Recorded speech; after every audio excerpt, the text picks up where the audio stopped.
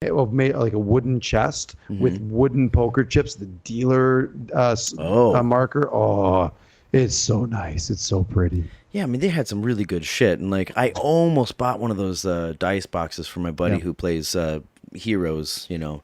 But they roll on their books, so it wouldn't be, you know. But also, if it leans up against the side, it can be cocked, so it could actually be more of a problem than it's worth. Yeah, I love them. They're expensive, so... That's my problem. They're just so fucking expensive. Yeah, but, you know, I understand where that money's coming from, you know. Yeah. You know. Where the money's going to. Quick PSA to you and anybody else who might be listening, because, by the way, we are live. I've heard I was hacked once on Facebook, and then my friend where are you now? Oh yeah, that's right. you and well known in this community.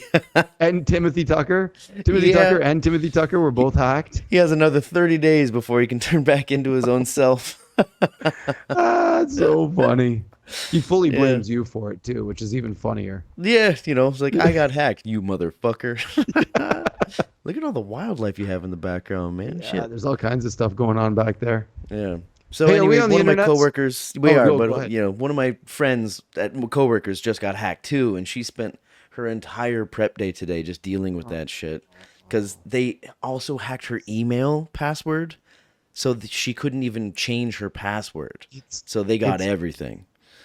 It's the only way it can be done is if you click on the wrong thing. Yeah, if that's you click a link, that's how it works. You're clicking on the wrong links. Yeah, so just don't click links.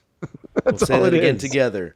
Don't click links. Yeah, nailed it. Fucking nailed it. Anyway, as you said, we're on the internet. We're on the internet, dude. Welcome to Critters in Taiwan, a D&D podcast about Critical Role, where a bunch of nerdy ass voice actors sit around and play Dungeons and Dragons. I am Ben and Gaosheng. I am Tim and Taichung. And we're Critters. Hey, man. Especially how you doing? I'm good, man. Life is good these days. Nice. Quite good. Nice. And especially after an episode like this, that was such a fucking great episode. It was a good one. They came back with the gusto. Yeah. Yeah, after a good long break for a bit, you know. Well, you sent me that message last week going, "I've got withdrawal, man. I'm jonesing for CR. What's going on?" And I was like, "I don't know what you're talking about. I'm fine." But then when you said it, I was like, I think a day went by, and I'm like, "Oh yeah, I kind of miss it too." Yeah, felt like a long break. I don't usually do it, but I guess that 2-week break meant something because I just got back from the States or whatever, right. You know. But I don't know. I was just like, I was trying to find content. So I was watching Four-Sided Dive, and I looked at some other things. It was a good Four-Sided Dive. It was a fantastic Four-Sided Dive. Matt's on. That's why. I got some things to say about that. Usually when Matt's on Four-Sided Dive, I feel a little bit apprehensive. Because I'm like, you know, of course he has way more answers than he's going to say and that he's going to talk about. You caught the big one that he said, eh? Yeah. Yeah, I think it was a flub on his part. 100% it was, and they tried to brush it off as not, and it was. We're like, come on, everybody knows. I mean, we all kind of knew. Yeah, but he confirmed it. Yeah, he confirmed it exactly. Which he doesn't like to do, but no, he was holding that one. I think you could see it in his eyes. He was like, whatever. It was about this time in the previous campaign that he did a very similar thing on the show that we can't name anymore. Would we get flagged for that if we named that show now? No, the show that cannot be named. Yeah, the show that will basically not be named. We are replacing. That's right. Basically, yeah. Basically. So a weekly show. Yeah, the old show that has now been reprised as Critters in Taiwan. On that show, he did a big old flub, like where everybody was like, "Wait, what?" Oh yeah, I remember. Yeah, what was that? What did he say? He dropped the name. It was Lewdness. Not Lewdness. Trent? Valeth? Lewdness Valeth? Was that the name? Valeth. Lewdness Deleth. Yeah. He dropped the name? Was it that name or a different person? Oh, yeah, maybe. Remember? Because, I don't know. I only ever watched that show that will not be named once. I watched it multiple times. I only watched them all once. I went back and watched little highlights, bits and pieces here and there, but yeah, no, not so much. I don't think it was Lewdness. It was a name with a W. Somebody that killed somebody and left out the window, and they went up to Isocross. Oh, that was I think there was a W. No, that was that was the lady Vestaragna. Vestaragna, yes, that was the name. That's what you're talking about. He dropped let that name loose in the name that the show that should not be named. Yeah, he let it loose. Like they already knew the name. You didn't say that before, and he was like, "I'm never coming on this show again." Oh, right. He dropped that knowledge. He did. Right. That they weren't aware of it before. That's right. Now I remember. Yeah, they were still guessing about it, and they weren't sure. They had ideas about it, and it was like, all that meant was trust at the table. Don't metagame it. It's like your characters don't know, but you guys do, and all the viewers who watch that show that won't be. Well, named. now they know. So what we're alluding to is in this last four-sided dive, he dropped D's name, which is D's nuts. No, it's Devaxian. Yeah, and we were all pretty sure it was that person. We all knew it anyway. You know, so this was less of a drop. It's a fun thing to have that confirmation that the Mighty Nine woke up a creature that repaired a creature, brought it back to that created or turned on FCG. Yeah, that's pretty cool. That's that's a fun little over here to there. You know, that what's that poster board with all the red strings, the yarns all over it? Who's the guy's name? Charlie something? Day. I don't know. Charlie Day, that's right. Yeah. But also, you know, I mean, we're not singing anymore. Spoilers alerts all across the board, all across the cork board. They turned on this thing and it was just hello. Okay. And then they rejuvenized it. Right. And then it became Sexbot. You know, Devaxian. Right. You remember that? Hello. Yeah. And then everybody was turned on, you know. Yeah, it's funny because back in those early days, I wonder how much Matt actually knew what the backstory of all of those, or if he was just fly by the seat of his pants, like, I'm going to say it like this, because it turns out when they did Calamity, it was all fleshed out. I mean, that was all set up and done, and it was. You wonder if Matt had that idea, or if he was just sort of making it up, and he's like, well, they were super powerful wizards and they delved into sci-fi stuff. So cool. What would they do with robots? This. Okay, cool. And then, you know, just logic. I don't know. Yeah. Well, I mean, this is why we trust Matthew, you know. I mean, this episode, I think there was a lot of that going on here too, where it's you trust his brain to be able to put that shit together sometimes. I have a thing I would like to talk about at some point about that. I have a paper here. I have several papers here with notes about those things, about how much we should be trusting Matt, or shouldn't we? Mm-hmm. Which is the topic of tonight's episode, Timothy. Oh, hey, what is tonight's episode? Tonight's episode is Campaign 3, episode number 71, Mist and Whimsy. Whimsy. I like that word. Mist and Whimsy. Fun thing about that mist. Okay. Fun thing about that mist. I had not thought about it until you just said it. I have some ideas about Campaign 2. Somebody brought up. You know, I have this tendency to read chat sometimes. I never do it. I don't like it. Somebody brought up in chat. This is why I like it, because should we just get. No, let's I'll bring that up later. It'll be one of my things I talk about. One of your things? Okay. Because now you got me thinking about it. You got a math rock? There was because there was a mist. Okay, you know what? I'll leave it. Yeah, we get wildlife in the back there. Oh, look at them pettins. What's this one's name again? This is Chocho. Chocho. Oh, we had viewers loving Chocho at some point. Hey. It's not stinky, but it does sound kind of like it. There's some other things up here. What do we got? We got a pig and a bear and an elf and I don't even know what. Yeah, we can't see those ones on the stream, but we can see the pig and the bear. Can you see the Pickle Rick? We can see Pickle Rick, but the thing next to it we can't. That's Maggie. Yeah, Maggie wearing Lisa clothes in her infant stages. Doesn't make a lot of sense. And then we got Cho back there, who looks pristine and beautiful. Jesus, sweetie. Yeah. All right, well then, hey, dude, I guess we're getting to the rollies. Let's just get into the rollies. Guess what? My fucking Matthew die won again. I don't know if this Ukatoa dice is ever going to win again, but we'll find out. Wait, there we go. Jeez, I almost forgot to push that button. Rollies, here we go. Ooh. Whoa. Tough to beat an 18, bro. Yeah, it beats my 16. Hey, man. I was doing good there. Look at me taking it. I didn't even look at this on which one I was doing first. All right, Hotshot. What do you got? Oh, man. Okay, so I only got a few points here. Let's see. Yeah, I guess I'm gonna start with this one right here because this is the most relevant to heavy shit. Oh, heavy shit right off the hop. Let's go. Actually, just today, like I told you before, that I watched the whole episode and then I watched the second half so I could hear the conversation they had in the second half. Because like the first time I had it, I fell asleep. But I woke up at the end of it, at the end of the episode. So I'm like, okay, so I got to watch that again. So I watched it again. I'm like, okay, cool. But I lost some stuff in the beginning that made the second half a little bit. It kept me guessing a little bit. Can I pause you on that real quick? Go ahead. I was speaking of watching things. I meant to say this off the top and I totally forgot. I wrote myself a note. Intoxicated Conqueror, we see you. Thank you for your comments. We really appreciate it. Oh, of course. And, Paul Bedard 5786. Oh, I didn't see this one. Right back at you, bud. Oh, what was the message? Do you remember? That was the message. Oh, that was it. Just a nice little heart. It was just a nice little heart. Look at you guys. Right back at you guys. Right, we appreciate you. We appreciate you guys. Thank you for taking a quick moment out of your day to drop us a comment. To get involved makes us feel just a little bit more special. We really appreciate that. Thank you so much. Anybody else out there, please do the same. Send us. Do the same. Drop us a note. Love you. Hate you. Don't care what you got to say. You're ugly. It's all good, man. We love it all. Yeah. Say what you want to say.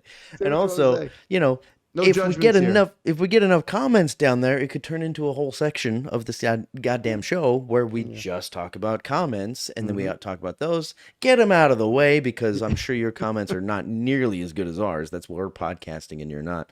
And then we talk about ours. Did I just deter a lot of people from commenting? I don't think so. I think you dropped a gauntlet. Okay. I think that's what you did. I give them a challenge. Come on, man. Let's get in here. Let's do it. Anyway.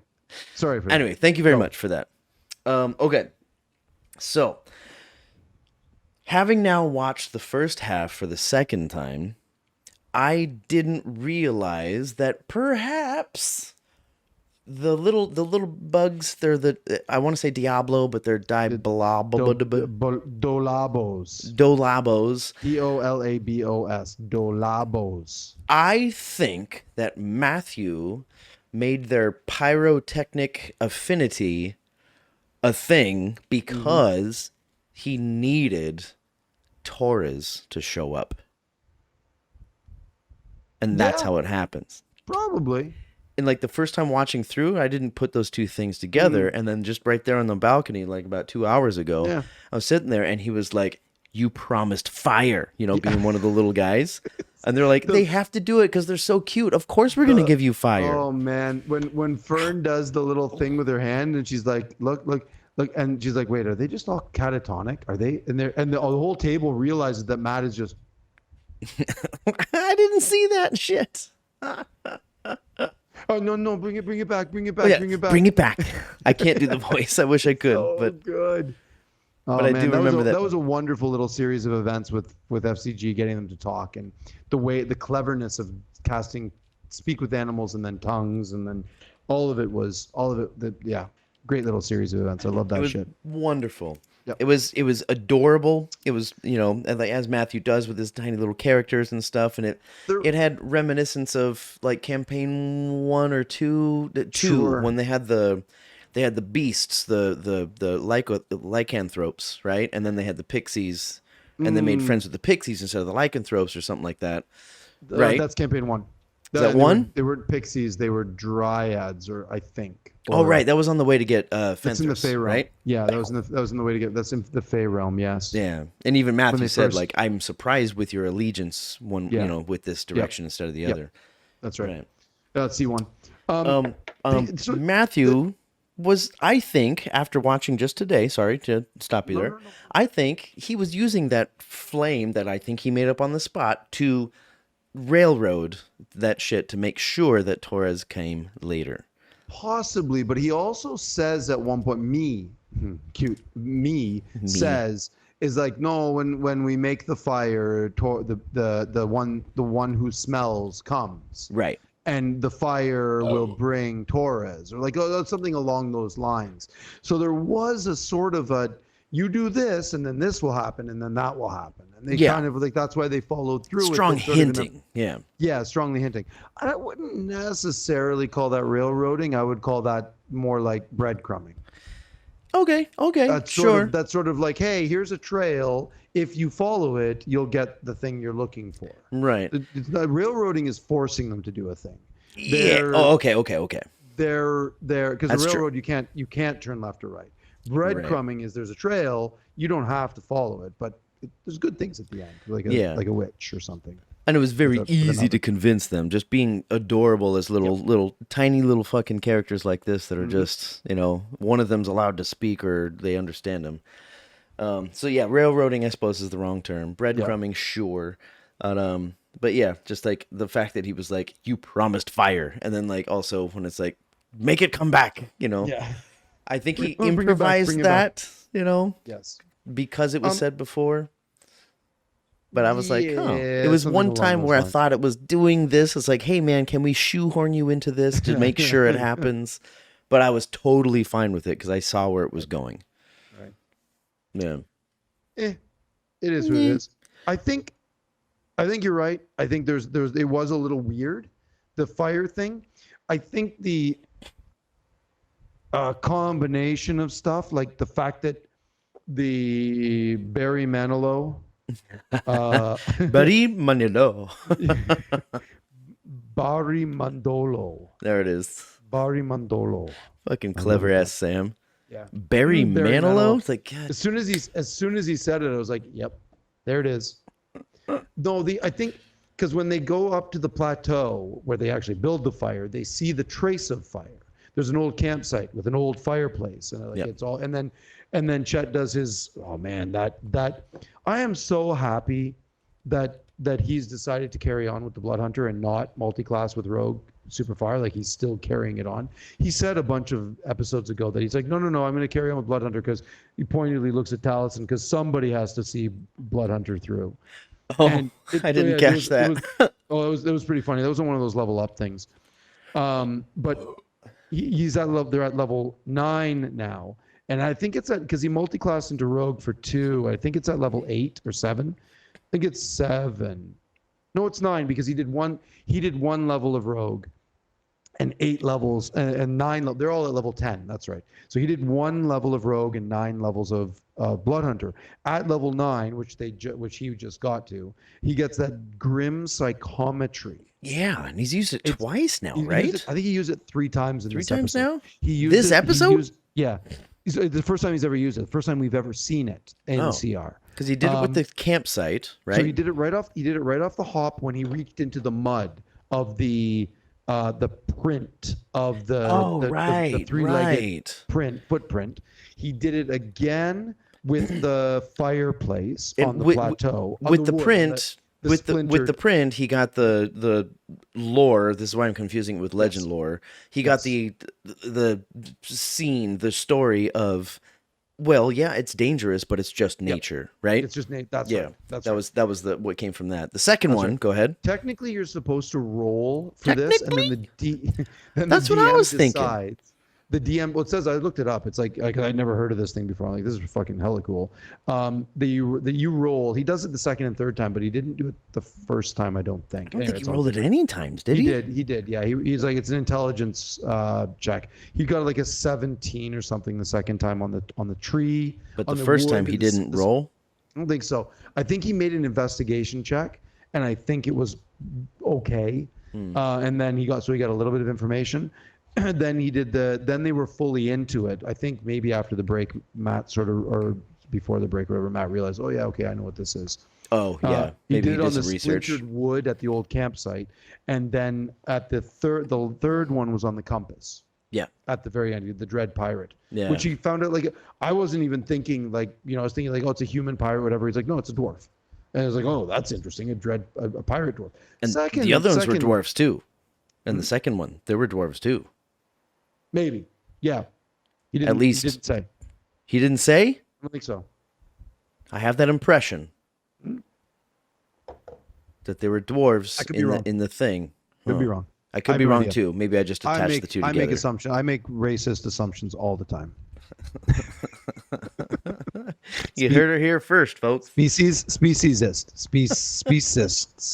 Assumptions. Oh, right. Yeah. They're not talking about D&D, not in real life. They're species. Right? That's important. Right. So fucking dumb. Okay, I'm gonna yes end that. Go for it, man. Just with those little critters. I got it. This is a small one. It's a small yes end, but it's a fun one. This immediately, within the first 10 minutes, 15 minutes, 20 minutes of them being here, and he starts describing the little critters, and Liam's like, are they like, what did he say? Those little marmosets. He's like, the little critters like marmosets, and I'm like, holy fuck, the shattered teeth is Madagascar. That's all I could think of. I'm like, this is because like the whole evolutionary spin on Madagascar, right? They have all these crazy mantis and chameleons and geckos. Like you can find the most outrageous lemurs. They're a whole branch of primates that don't exist anywhere else. So I was like, right, the shattered teeth is Madagascar. That's it. Yeah. And then I started thinking, I'm like, holy crap, if you're a DM and you start thinking about what magical Madagascar would look like, which has been blasted and still has an echo from that blast of the gods, where the gods destroy what was the continent called? Shattered Teeth? The Shattered Teeth was originally Dominus. Oh, the continent of Dominus. That rings a bell. And that's what it's called. The shatter the content. The mountains of Dominus were Exandria's smile. So let's shatter those teeth. That's the line from Asmodeus, right? Can you say that one more time? If the mountains of Dominus are Exandria's smile, let's shatter her teeth. Wow, where did that come from? BLM. That's what he said in Calamity. Fucking at the very end. That guy. Jeez. Yeah.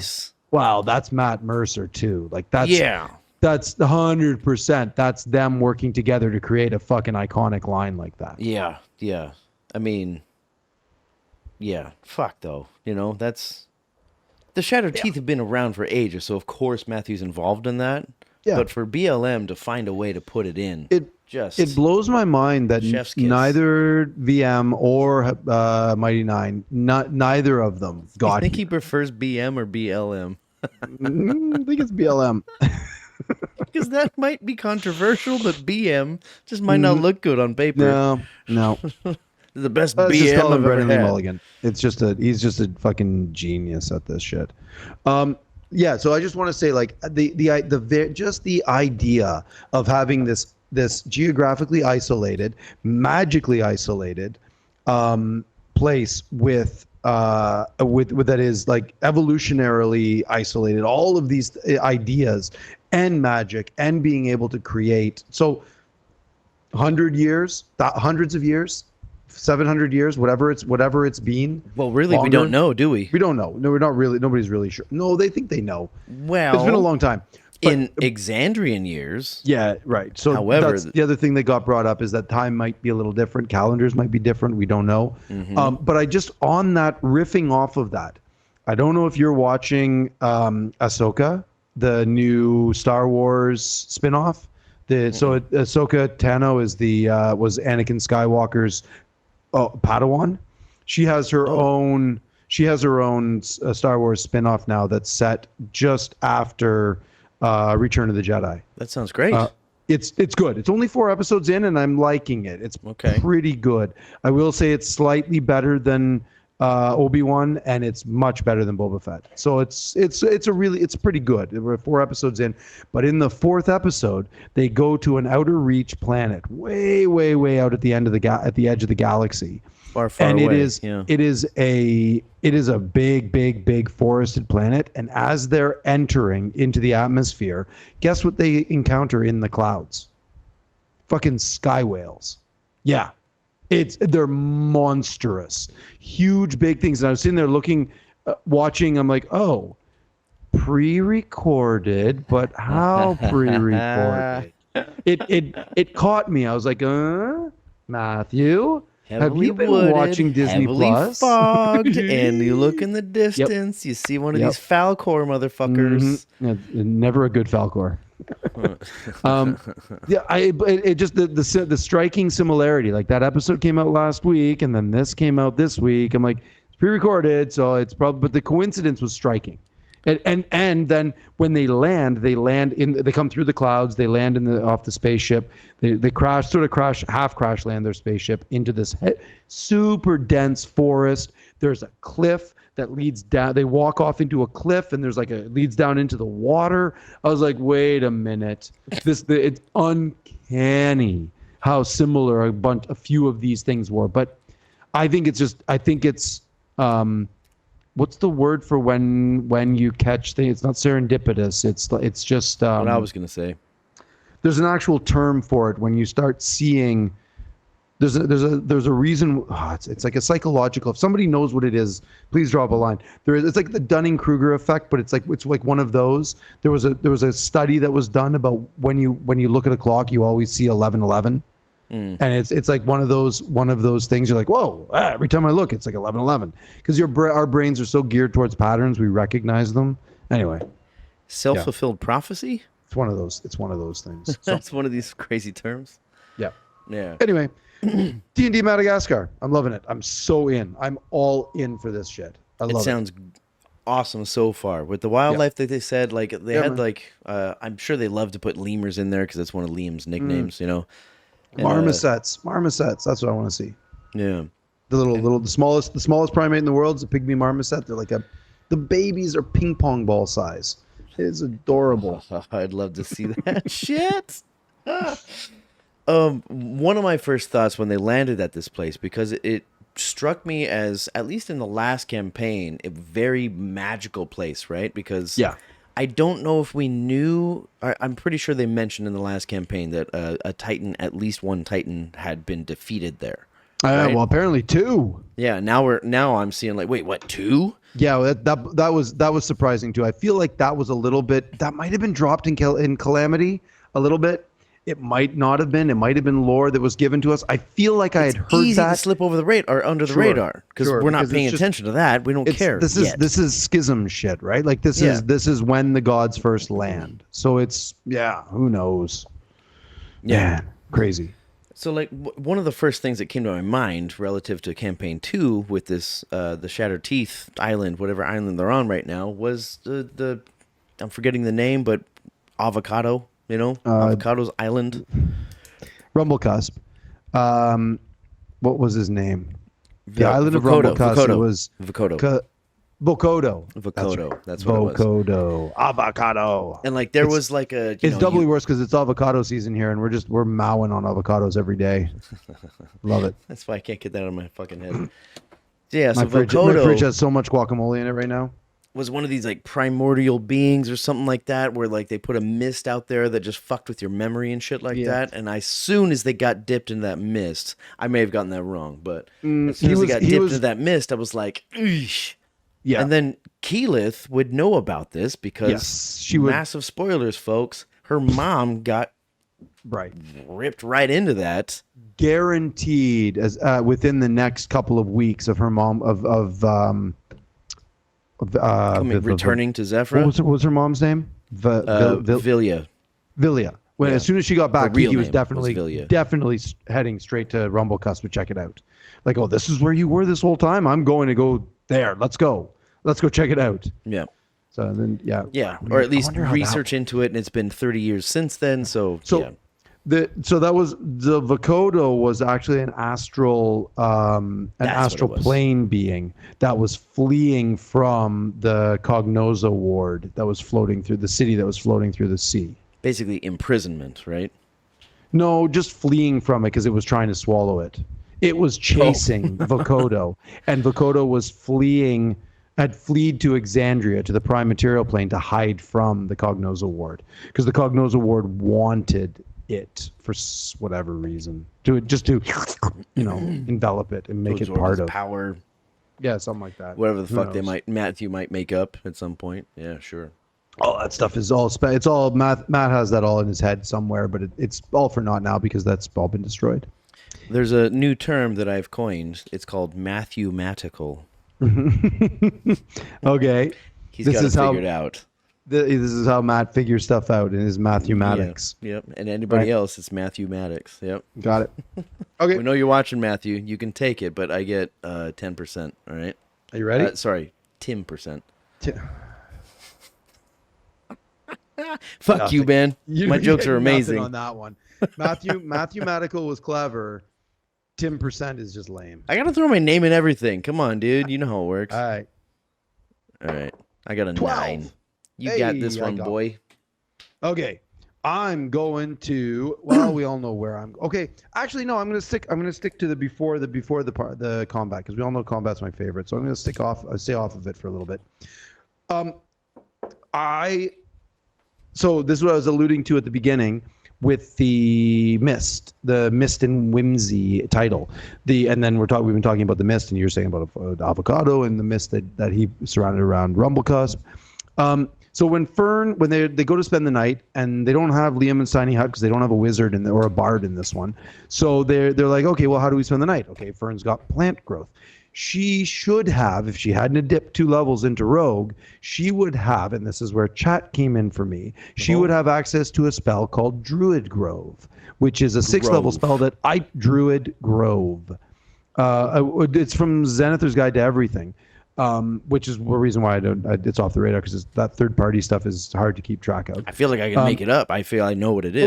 Well, it's pretty simple. Like you spend an hour or something like that, 10 minutes or whatever, however long it is, casting the spell, and the area, this huge big area, I think it's enormous, like it's quite large, becomes a grove, and it has all of these different effects.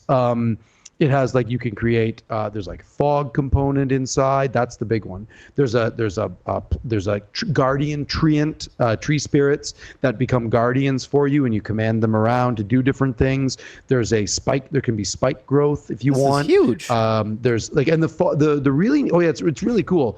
It's basically a haven for druids. 6th level. 6th level spell. Yeah, it's a big one. So if she didn't do 2 in Rogue, she would have had this spell. She doesn't have 6th-level spells yet, because they're at level 10. She's only at level 8 for Druid. Right. And I think Druids get 6 at 10 or 9 anyway. She doesn't have it yet. But there was that neat component of it, which is the fog component, which is that, and it's kind of a neat one. It's very similar to Ford's Marine Layer that he used to the worst effect ever. But it's like, if you designate friends and the fog has no effect on them. You designate friends that the plants have no effect on them, where they can actually, when they're walking, the plants just sort of gently support them, and the friends can ask the plants to become sofas and tables and chairs, and they just sort of form into all of these things where they can rest. At level 10-ish? That's huge at level 10. Fuck. Yeah, it's a great spell. Well, 6th-level spells, man. That's a big level. There's the Druid spells. At least for like Critical Role, because there's a lot of role play involved in this one. Maybe not in a home game where it's like, all right, are we gonna battle or not? But when you're watching a show like this, that would be fucking phenomenal to have around. Exactly, because the role it's kind of useless in combat or for many other things, but for role playing stuff, it's wonderful. Yeah. The plants will like plant growth. They do sort of like entanglement. If you're a foe, they'll entangle you and make it difficult terrain and make it difficult to pass through. You're off the hook. The neat little thing about it, which is why I'm sort of bringing it up, is that if you in the spell, it says, if you cast this every day for 1 year, it becomes permanent. What does that mean? It becomes permanent. The spell is permanent. It never goes away.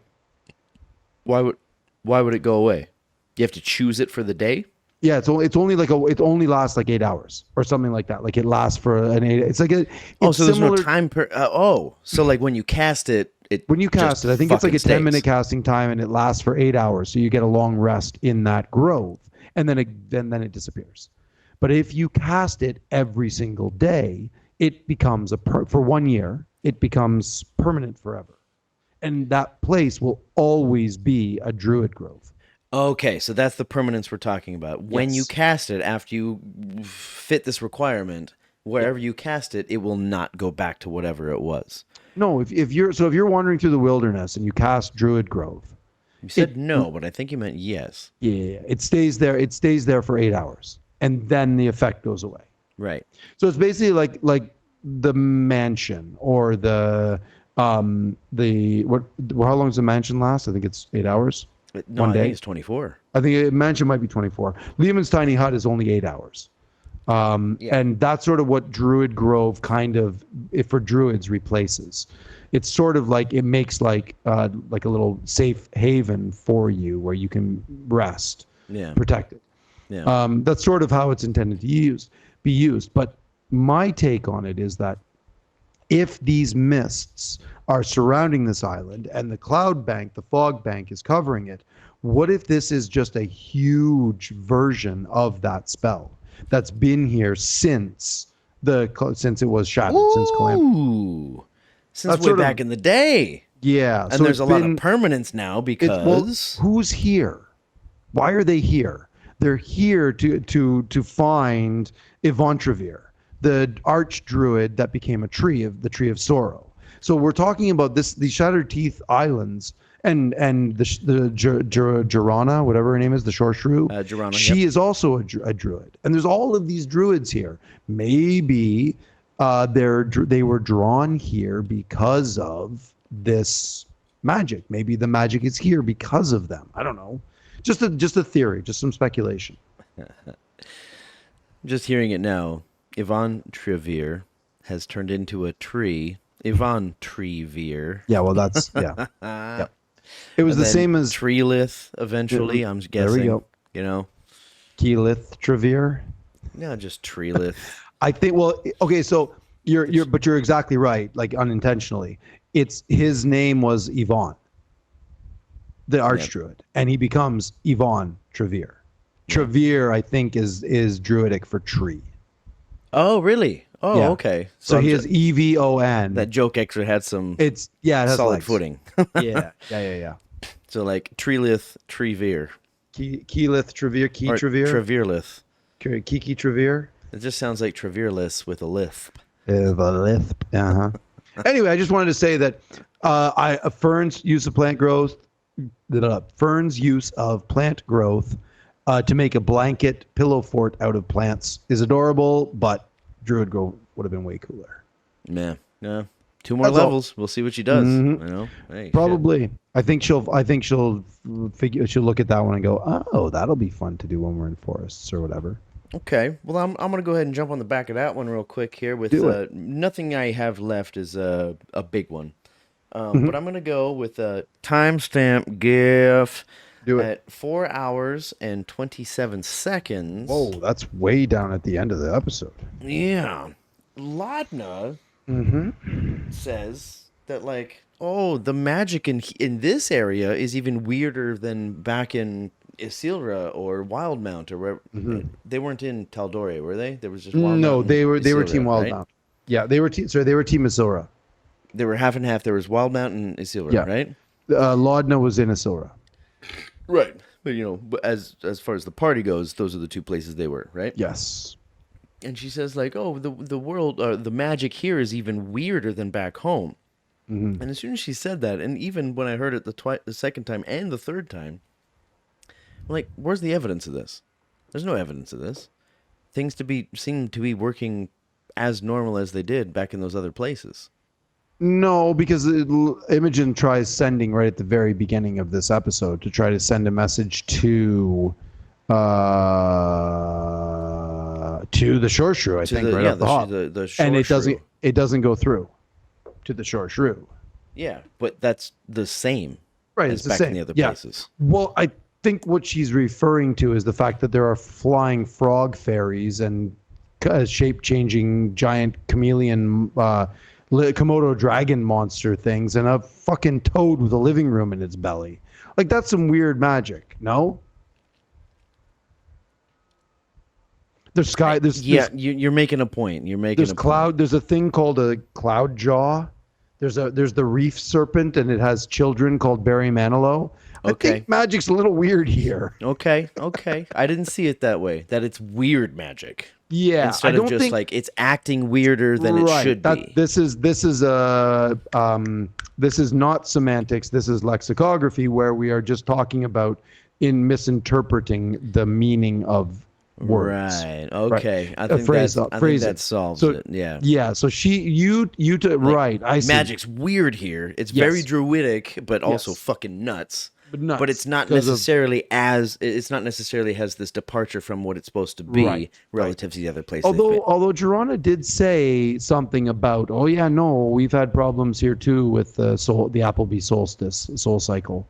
Yep, there have been some problems with it as well, and they've been saying, she did in passing mention that. So maybe, we don't know. They've only been here for a day, so 2 days.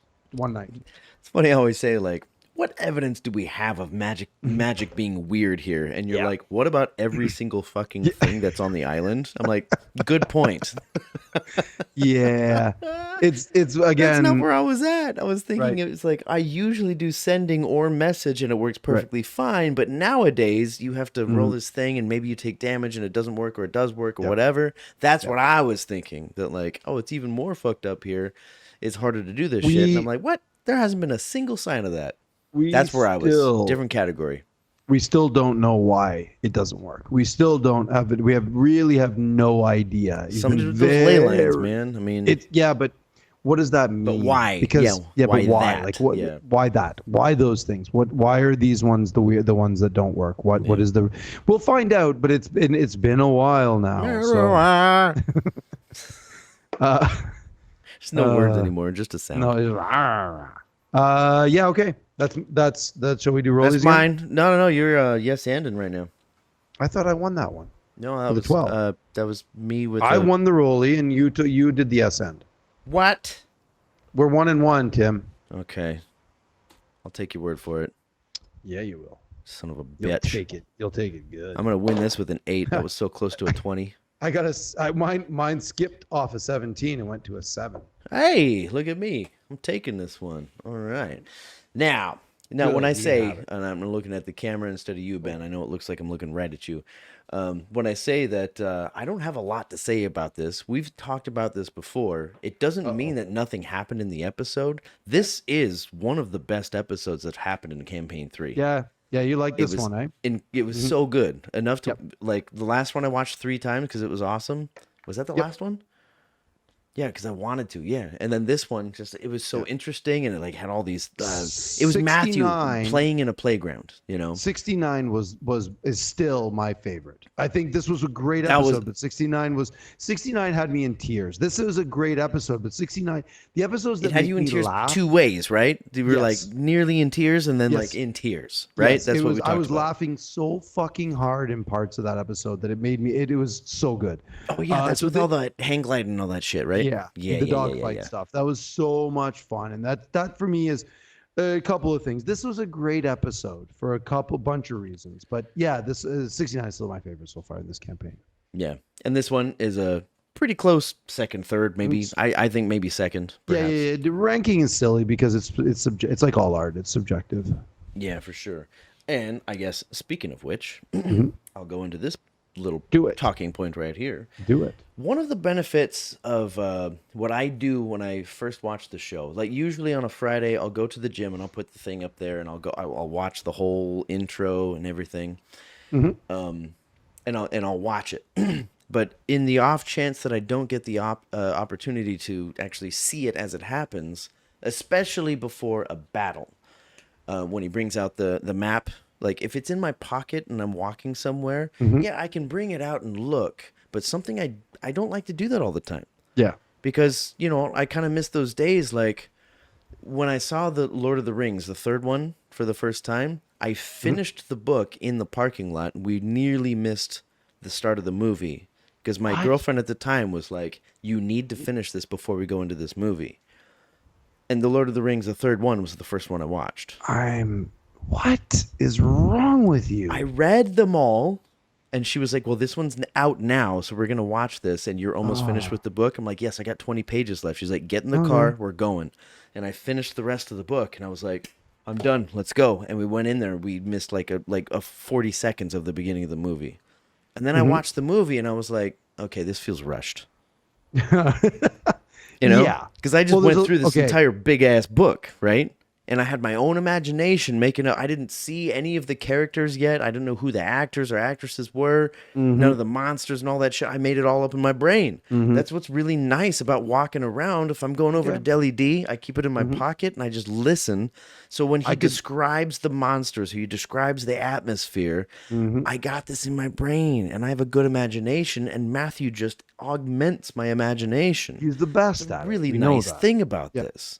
Yeah. And then when I actually see the minis and stuff, I'm like, oh, well, all right. Well, that's all right, I guess. The big problem there is that this has been a point of discussion on a lot of the socials, is that the minis that he's using are not what they're supposed to be. They're standards. A lot of the monsters that they're fighting are homebrew, so there are no minis for them. Oh, right. So they have to be custom made by Matthew. Right. And so what he's doing is, instead of just making custom minis all the time, is he's just putting stand-ins. He's like, this is an approximation of what it's supposed to be. And like unless it's going to be something that's straw coming out of it. Right. Did you watch the post? I did. Yeah. So they throw the toad in for the post. I think that's why I made this note. Brilliant. Yeah. Yes. Because of the toad. So this goes back to my point a little while ago about this is D&D, because when I grew up playing D&D, and even some of my home games here that we play, we're just going to grab shit off the coffee table and sticking it on the battle map. It's like, well, this is a mountain and you got to climb up this mountain, and this is the monster we're fighting, and this is the thing, and we're just moving Lego pieces around on the board. Get a fucking hand towel and just sink it down and be like, all right, here's how you get up the mountain. Yeah, that's right. Like, it's fun to custom make, and I've dabbled in custom making tiles and doing the whole works. Like I've made big models and I've done all that stuff. But the classic peak D&D thing is just grabbing whatever you got for visual representation and bouncing around. That's the sort of, I played an entire campaign with a Lego guy as my mini. I was a halfling bard, and I just had a little tiny Lego man, and that was my character that was my mini the entire campaign. And it was great. I loved it. What was it? I think it was like a reunion show for Vox Machina, I think, where they were like, oh, the mini is just Matthew standing on the map or something like that, because they were like battling some Titanic sized thing, and they were just kind of joking that like the mini would be Matthew. Oh, I remember that. Just if you just stood on the map, that would be that's right. I remember that. Like attack his feet or whatever until he dies. Yes. Yeah. Which is very video game. Oh, it is. It really is. Yeah, because that means that you can really just put anything on there, like this episode. Put that Beauregard mug on there, and Sam was like, "There's a straw coming out of its back," and Matthew was like, "Fuck you, Sam. I'm about to put hit points on something." Matt, we have toads in the garage. That's the best. It was absolutely correct. It's so good. It's so good. You just see the look on his face like, fuck. Travis is like, what are you doing? Don't say that now. It's just going to make him feel worse. That was the best relationship. Sam said it. Marisha confirmed it. And then Travis was like, "Don't, man! Look, don't fuck with our DM." Yep. Speaking of, can I end fucking with the DM? Yes, please. So there were two right at the hop at the beginning of this combat. There were two big. I'm just gonna bring it up. Listen, man, it's all sunshine, rainbows, and lollipops. Ben, this is why I like talking to you. What you're about to say? I think I found two huge problems. Okay. One of them is bigger than the other. The second one really isn't a problem, but I'm going to bring it up anyway because it's a problem. I love this about talking with you because I don't catch this shit. Right. I caught both of these. And I'm very, very happy I did. Conqueror is on my side. He doesn't play, so he listens for this, man. So at the beginning of this, right before the break, listen. I'm gonna preface this with something I wanted to talk about earlier, but I'm gonna bring it in anyway. In Four-Sided Dive, Matt brings up the fact that Travis created Chetney as kind of a joke character, and he went. Remember, you said paraphrasing. Chutney, yeah. It was like I don't think even Travis thought that Chetney would last this long, but he's rolling with it, so it's great. But it is a little bit weird because at the beginning of this episode, Travis was treating Chetney a lot, like a lot of extra. really, really pushing the nonsense and the old man vibe through this episode. Did you not? I was catching it. And I was like, really? In the beginning? At the beginning of the episode, he was losing his shit about all this stuff. He was like, it was a new place. He was getting really being like, okay, and even Ashton was like, he's like this all the time. You guys just noticing this now? He's like, but then Sam or FCG said exactly what it was. Like he's never seen something new in hundreds of years. But it was still weird because he at the break, right before the break, he's like, the rock monster starts making its way over, and then Chet makes that noise, and the rock monster turns and looks. The Barry Mandolo turns and looks. That did catch me off guard. Right. So this is what I'm saying. Like it's leading to this point, and then he does this after the break. Matt rolls to attack, and he's like, "It's a natural 20," and Travis is like, "Yeah," and he got excited. Like, why are you excited? Because I bring it on. I was like, there's something odd going on. Liam said he's bored. Right. I think there's a little bit of that. I think there was a little bit of a something. There's some weird dynamic going on there. It's still totally on table. It's all good. I think it was fun. I think they're having fun. It's great. And it's copacetic. It's all halal. This is what leads into my big problems. Honestly, what he should have done at that point is transformed into the werewolf, because he takes 62 points of damage and then transforms into the werewolf. What happens to blood hunters, Order of the Lycan, when they are under half their hit points? Oh, they can turn on their allies. They have to start making wisdom saving throws. It's a low DC. It's an 8. Exactly. That was never brought up once. Not at all. They completely forgot. Yeah, so they did, didn't they? They did. And this is a problem. Clearly. Mm-hmm. This is a problem. And I was like, wait, he's transforming. I was like, he just took I don't know his exact hit points, but there's no way he's 120 plus hit points. And it's not like polymorph where he just gets hit points or whatever. No. This is you start when you transform, you have the hit points you have.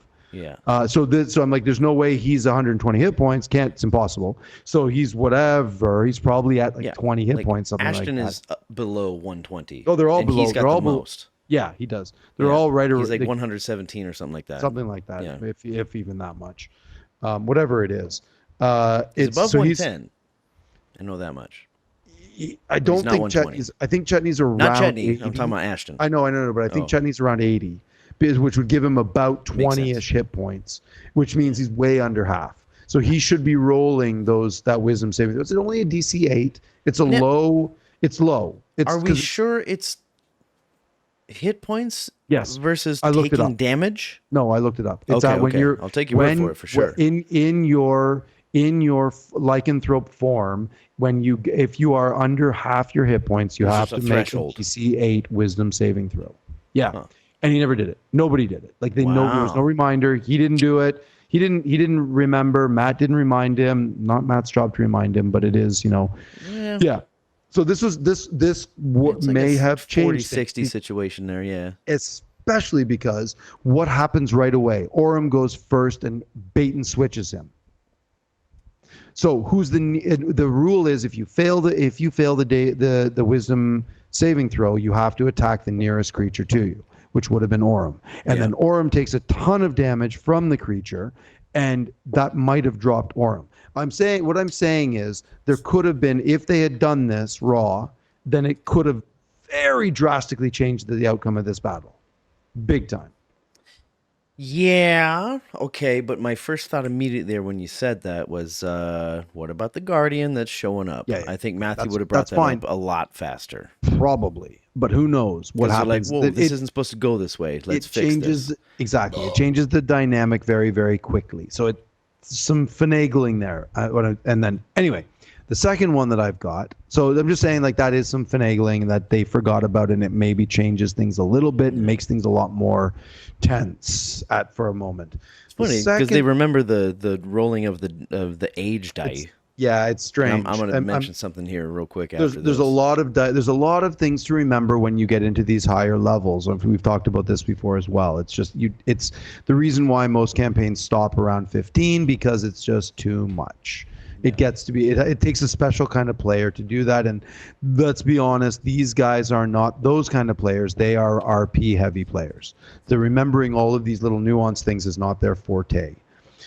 My second thing, before I forget about it, is very, I think it's actually before that, no, it would have been after because Chet forgets the transformation thing right away.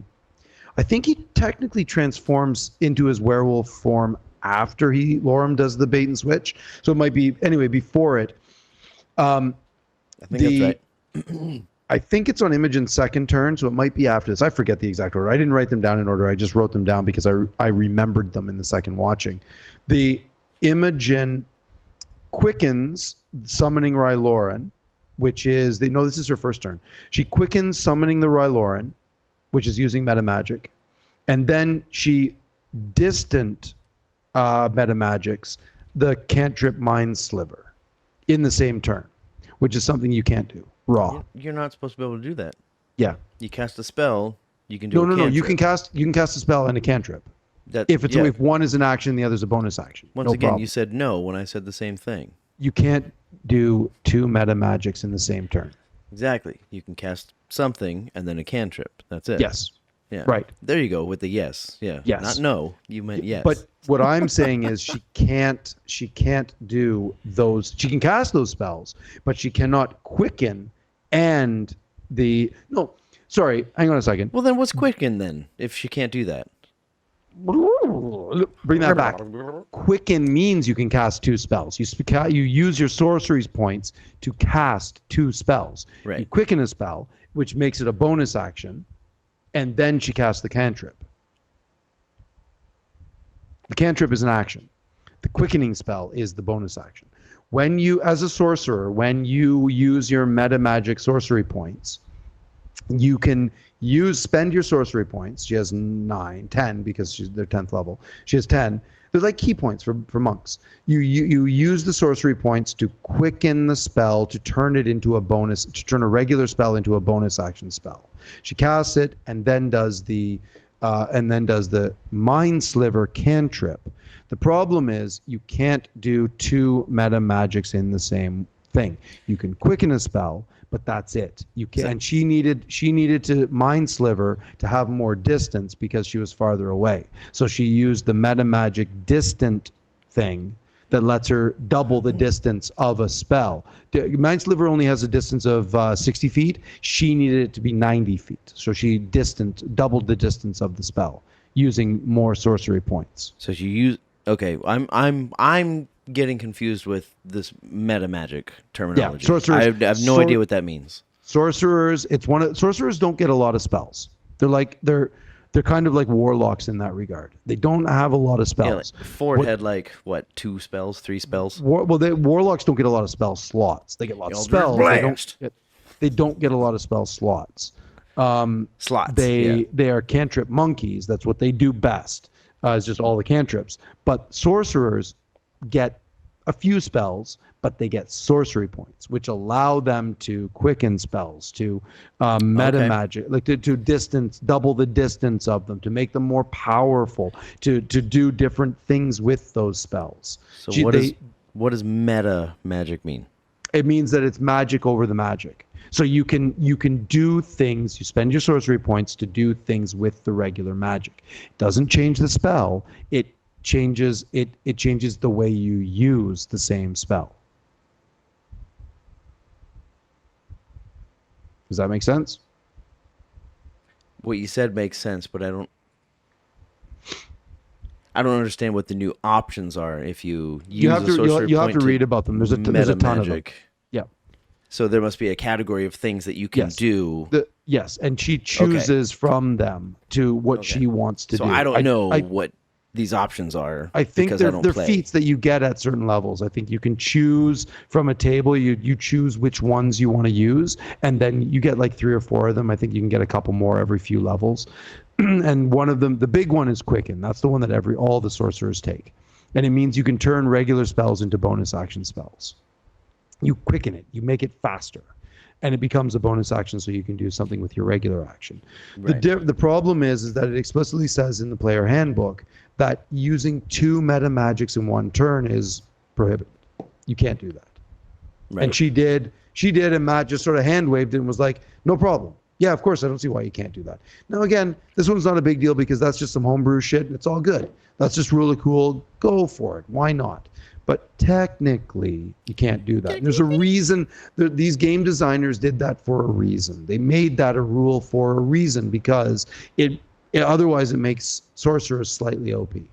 There's a little bit. I mean, as long as they have, like even the action surge, like fighters don't get a lot, so they get feats, and action surge is sort of on par with a feat.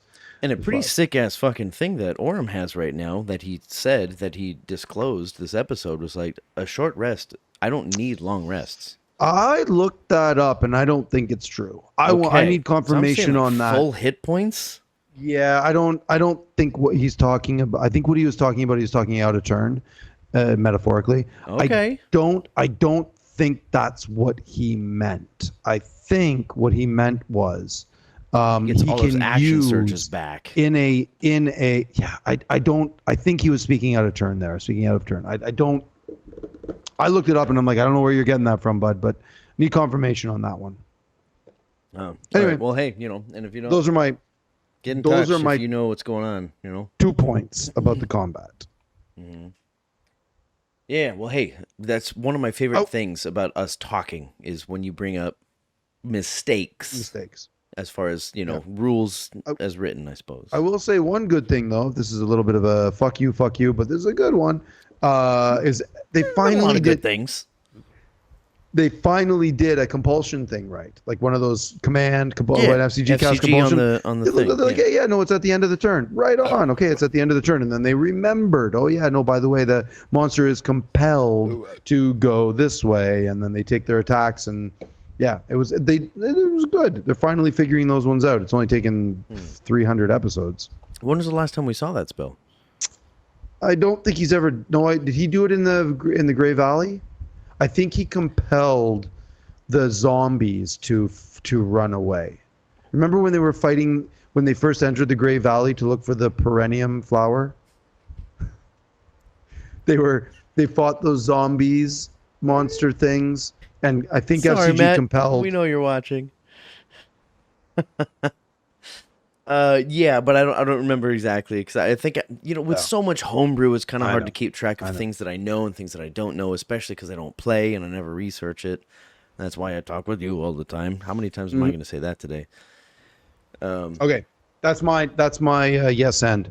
Yeah. Shall we do a rollies? One last rollie. I got one more. I'm going to win this one. I hope I win this one because this is very relevant to what we just had. I'm definitely going to win this with a natural 20, motherfucker. Dude.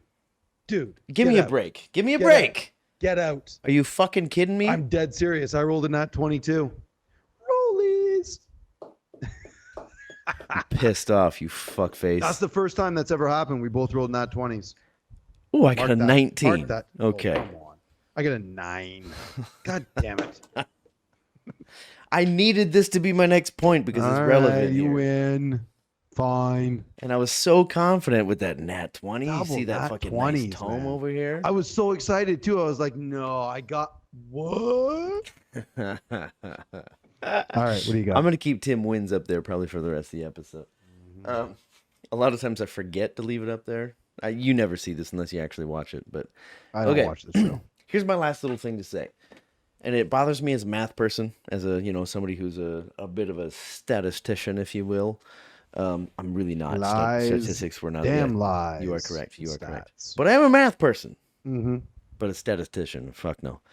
When they're like, when Chet rolls for his "Did you die today?" roll, the 98, and he rolls a 98, and then like, good. I know, Marisha comes where over. You're going. You know where I'm going? Yeah, of course I do, because I was thinking the same thing. So like, Marisha rolls over. She's like, "That's so close." Yeah. No, it's not. No. It's the same closeness as whirling a 20 and a 5. It's not 2 zeros. That's not how. It's not close at all. And I got my percentile dice out here with a 0 right there because you need zeros You on need 3 both, zeros. right? Yeah, you need 3 zeros. So this one you'd have to get the 20 and the 8, and I imagine this is the same, the 2 and the 8. You would getting 22 or 88 would be close. Yeah. Getting 80 would be close.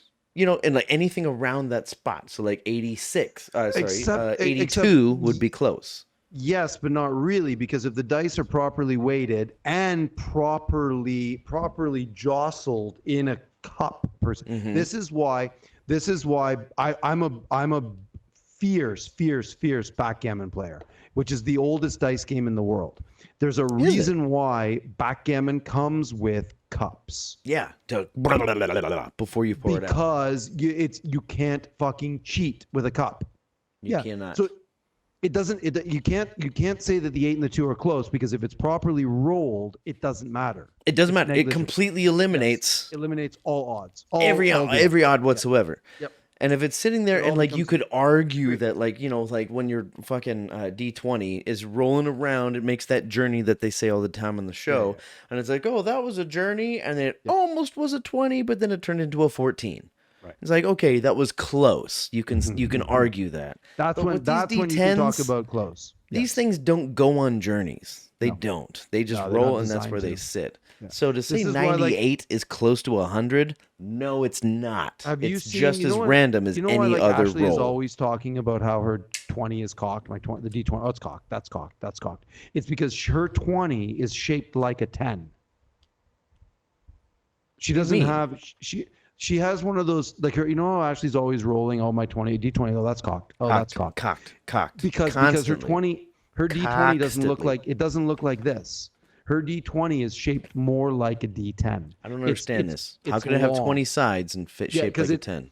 It's because the new 4s aren't pyramids. The new D4s are not pyramids. They are oblong that roll. I've seen some of these things. They roll. They're asymmetrical. Like I've seen D3s that are fucking, you know, they have 3 sides that they could land on. They've done these weird things with these dice now where they're like, it's random. And I read, people have analyzed it and they're like looking at it like, no, you're right. It technically is true. I don't trust it. I'm not buying it. Same. Like, no. A D20, it's just a bunch of triangles. You put it in a backgammon little cup, roll it around. You have no idea what number is going to come up. It's 100% random. There's no way to track it. Period. I play a lot of backgammon. I have a travel backgammon. We carry We're it. Gonna play sometimes. I'm pretty fucking good. I've been playing it since I was a little kid. Been playing. It was one of those. There were 2 games we played when I was a kid during those. But I'm still pretty good. Those 10-month-long winter nights in Canada, northern Canada, we played 2 games. We played backgammon and we played crokinole. Those were the only 2 games we played. What was the second one? Crokinole. You're not Never Canadian. Heard of it. You don't know. Yeah, you don't know what it is. I'm honorary Canadian. Come on. Yeah. You're fucking way farther north than I am, but you're still American. Anyway, fuck. I got to deal with that. It's like, it's one of those things like drives me insane when people that I played backgammon my whole life. Yeah, you use cups? No, those things are dumb. I'm like, okay, you're not a real backgammon player. Fuck you if you're not using cups. Right, you don't get right out of my office. You don't understand the point of the cups. There's a reason why they're there. They're just a waste of space. We threw those out. I'm like, all right, now I know who I'm playing backgammon with. Like, you're not really paying attention to what this game is about, because backgammon is 2 parts. It's 1 part luck with the dice, and it's 1 part skill with the chits. That's it. And because there is such a high luck component with the dice, if you're not playing with cups, then you're stacking the odds in your favor, and I got to watch how you're rolling those dice. So it's a legit thing. I've like watched watching somebody how they deal cards when you're playing a game. Like, my buddies, are you taking the second fucking card? Are you taking the bottom card? We got to watch. When I moved to Kaohsiung, I met a group of guys, and they played backgammon a lot. And I hooked up with them and played backgammon with them a lot. It was always for money, but I never played for the big bucks. I watched them drop rent on the backgammon games. They were playing backgammon games for rent. Yeah, for like legit. This is like 10,000 plus NT. Like $500 for you Canadians out there and $300 for Americans. So they were which is hilarious to say, because that's not rent in either Canada or America. It's like not anymore. Not anymore. It's like 5 times that now. Like, I was talking to my brother about what he pays for rent. I'm like, whoa. okay, bro. Like, I'm not gonna let you know what I pay. But anyway, neither here nor there. So it's there. Yeah. Hey, wait. I'm all worked up about dice now. I was on the phone. Like, okay, so I went to school for physics, right? And I graduated with one of my best friends. His name is Eric, and he's a doctor. He has his PhD in physics. You know, I didn't get mine. He was like way better than I was, so he got his. And then we talk on the phone sometimes, and I'm walking from my balcony to my bedroom, for example. And he's like, why is it taking so long for you to travel from one place to another in your apartment? I'm like, oh, sorry, doctor. How big is your place? And he's like, we're in a studio, motherfucker. Right. Even as a doctor, right, they're still not able to. Yeah, they can't afford. There's a good reason that I don't live back home. My buddy, one of my buddies sent me a picture. This is relevant. We're critters in Taiwan. Taiwan is a relevant subject. There's a thing. Just on that same note, a buddy of mine in our football league. He's in Vancouver right now, and he sent our group a picture of what $1 million home in Vancouver looks like. It's a fucking 1 bathroom, 1 bedroom bungalow. $1 million. Canadian. Yeah. 1.1 or something like that. Like that's like the cheapest place you can possibly buy. I'm like a 1 bed, 1 bath bungalow is $1 million. Save up. Live the life, live the dream. Good luck, motherfuckers. Spend all that time tucking away that money in a mattress or whatever IRA or whatever the fuck you're doing. I know, it's crazy. It's crazy so what they're doing, what's going on over there, man. I'm looking around here at the inflation of what apartments are doing, and I'm like, it's still got nothing on what's happening back in the West. Not even close. Hey, I'm gonna do my last one, and then we should probably wrap this up because we're at like an hour. We're at an hour 10, man. Let's make it quick. My last point. It's kind of a big one. I'm just gonna throw it out there. Jeez. At 3:48, it's my first timestamp. Timestamp GIF. She says the Galapo, which I love that they've changed the name from Turtle to Galapo. That's cool.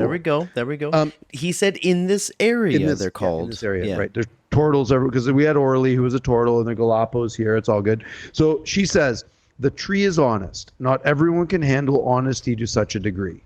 That it caught me by surprise, and then I suddenly made a connection. I'm like, wait, this Galapo is a grief counselor. The tree is a death counselor. A tree of sorrow is a counselor. And I wrote myself down this thing. How does Matt prep to play counselors? Because shortly after that, Ashton's like, what's that line that he says? He's like, how do you grieve if you don't know what was taken? Yeah. Right? What was taken from you. Yeah. Taken from you, yeah. So I'm like, how the fuck? And as I realized, I'm like, wait a minute. How is Matt prepping for this? Because he's not a grief counselor. I don't think he is definitely prepping. not going to be a death counselor. I think he just has this in his soul. I disagree. I think he's got people. He said at the beginning of this that they were bringing in consultants to talk about this and educate them in cultural sensitivity and et cetera, et cetera. Yeah, at the very beginning of the campaign, based on where it was set. Sure. I bet anything that he's got people, actual legit counselors, advising him on things to say when the players bring this up. This is how you treat it. This is how you handle it. These are the key words. Keep this in mind. And I bet he does. I'm just throwing it out there. That's my guess, because there is no way Ben could do that. Not a fucking chance. I'd start laughing at you if you brought that shit to my table. I'd be like, what? You're like, sorry, dude, can't help you, bro. Dude, like, yeah. Like, if you've got these real life issues that you need help with and you're using the D&D table to cope with reality in that way, I mean, I use D&D to cope with all kinds of reality, but in a very sure. I use video games. I use masturbation, name it. I'm talking about, like, if you're actually looking for legit grief counseling, I don't think this is the right place anyway for me. So, but with Matthew, perhaps. Orem is significantly scarred. Laudna, significantly scarred. To a degree, FCG is scarred. Ashton, 100%, is significantly scarred. FCG is trying to figure out how scarred he is. They are. Yeah, right. They don't really know how scarred they are because he doesn't remember shit. Yeah. But but that's half the table who is going to be in need of counseling. So Imogen's pretty sure she's scarred, but she needs to find out. That's a different kind of thing. Yeah. So that's my question is like, and about where does this come from? About 5 or 6 minutes later, not turtle. What's the new term now? Galapo. Galapo. No. Like Galapagos. Galapo. No. Those are the little bugs. No. Those are bordolos. Dolabos. Yeah. Dolabos. So what's the turtle chick? Galapo. With a G. I'll take your word for it. I looked it all up, man. There's critical they just sound Wikipedia. So similar. I'm like, are you sure? Yeah. Okay. Dolabos and Galapo. Oh, Galapo. Okay, yeah. Starting like with Galapagos Islands. Yeah, Galapo. Like Galapo. Yeah. That's a nice little wink at the islands. That's 100% what that's supposed to be. With like 4 or 5, maybe 6 minutes later, something like that. She says to FCG. Something along the lines of like maybe there's more than one person that needs to see the tree, and because like you have to let, in order to help people, you need to let people help you. Yes. And I was just sitting there, just like, okay, I'm taking notes right now because you know I've got my own issues, and I'm like, oh shit, like again, I'm a good listener, but I never get Matt's to talk getting to people, advice from. You know? I think he's getting actual proper advice from people. I think he's got it. Let's say he's got a panel, counselor or two. And how he says it himself all the time. He has no idea where these people are going. He never knows where these people are going, what the choices they're going to make, what they're going to say. He never knows this. They're in LA, man. LA is, you throw a stone and there's a counselor. Everybody's getting therapy over there. It's a normal part of life. Everywhere. Yeah. You ask any actor in Hollywood, they're like, oh yeah, my therapist has told me. I've had this therapist for 30 years. They're great. That's a normal thing back home, which is great. I saw my physician. I'm not knocking it. I'm not knocking it. I just think that I know you're not knocking it. Of course. Why would you knock it? So I'm talking to my physician, who was also a very close friend of mine, and I was like, yeah. So there used to be a stigma on, getting therapy. He's like, oh no, that's gone. I'm like, oh really? Because I've been in Taiwan for so long that I don't know if there still is. There's a big stigma here for getting therapy. Who's your chiropractic? Who's your orthopedic? Who's your therapist? Who's this? It's just in the line of things, and you just tell them who it is so that you can communicate with them. It's not like, do you have a therapist? Okay, can I have their name? For what it's worth, that's no longer a part of the questioning. It's my buddy's wife is a therapist, and that's her career. She's a therapist, and mostly university students, because the suicide rate at university is so high here.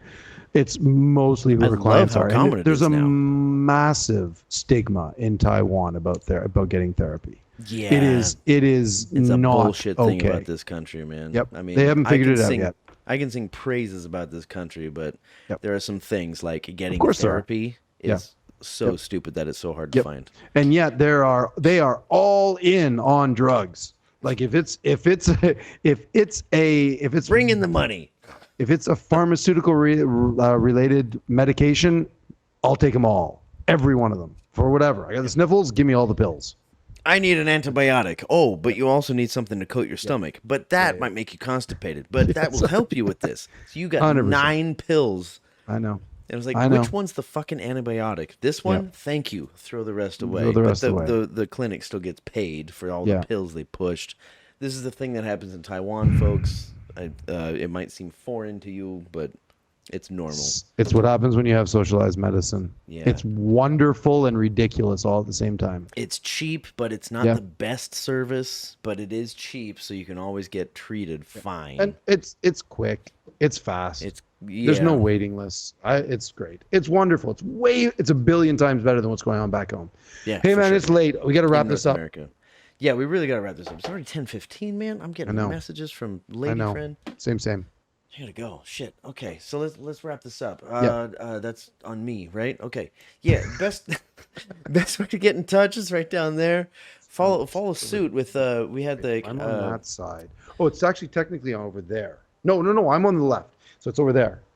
Yeah, down there. Wait, what are you pointing at? Where to get in touch? Where the shit is. Where the comments over there? That's just underneath the whole video. Oh. You just click on that whole big old thing, and then I don't watch this show. I have no idea what we're doing. You don't sit there and masturbate while watching yourself podcast? Is that just other people, not me? After this is over, I'm going to give you my buddy's wife's number, and you can call her and get your therapy. Okay. I was going to say, wait, why would I get her? Okay. Ouch. All right. Get in touch. The best way is the comments right there. Like, we would love to get enough comments where that actually turns into like the beginning of. You see this? Sorry. Guy? It's like we're trying to end the episode and he just fucking talks over me. That's our relationship. Man, if we were dating, there'd be minimal sex. Like minimal. Once every 2 days. Minimal. That's minimal. Minimal. This is the best place to do it. This is the best place to do the sex. And we would love to be able to turn it into a section if we had enough comments and enough questions to answer. That'd be great. We could spend the first like 10, 20 minutes, 15 minutes, whatever, talking about your questions that you bring in. That'd be fantastic. I'm playing a show this weekend at Sound Lifehouse here in Taichung. We're playing with the Cuervos, who are also releasing a 4-song EP. It sounds fucking sick. Our album, if you haven't heard it yet, you can find it on all streaming platforms, the Cuervos as well. But we're going to play these songs for you live on Friday, September 15th, up here in Taichung on September 15th. Excellent. Music starts at 8:30. The Kaohsiung Hash House Harriers are celebrating their 50 years of existence. Yeah. It's one of the longest running hash house harrier groups in the world. Not the longest, but we're way up. We're right up there.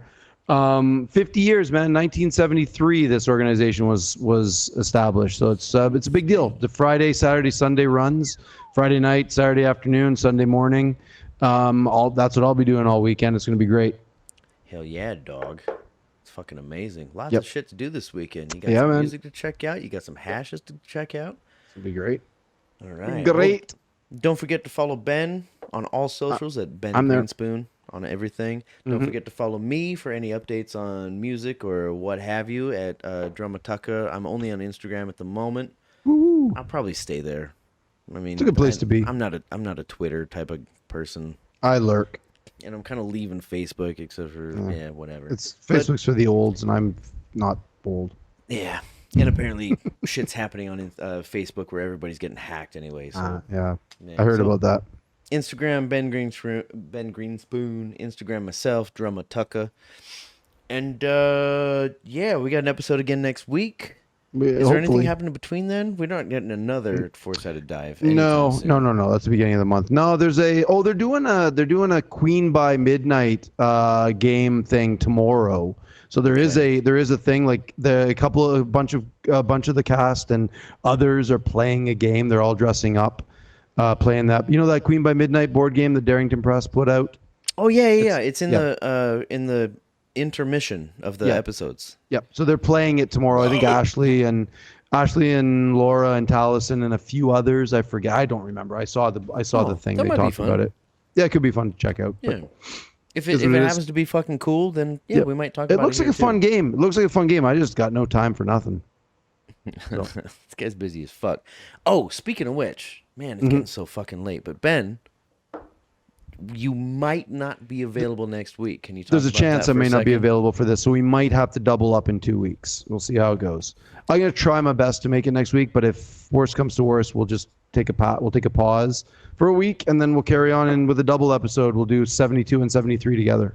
Yeah, and we've done it before when I was in Alaska. So it's just life gets in the way sometimes. That's all. But I'm going to try my best. We'll see what we can do. Yeah. Anyway, I'm also busy as motherfucker as well this weekend. It happens with the show and all that shit. Find the time somehow. All right, cool. Well then, hey man, I think that's everything. And if nothing else, all good. Don't forget to love each other. And is it finally Friday, or maybe next Friday, depending on Ben's schedule? Peace, y'all. See what happens. Take care of y'all selves. Peace. All right. Love y'all.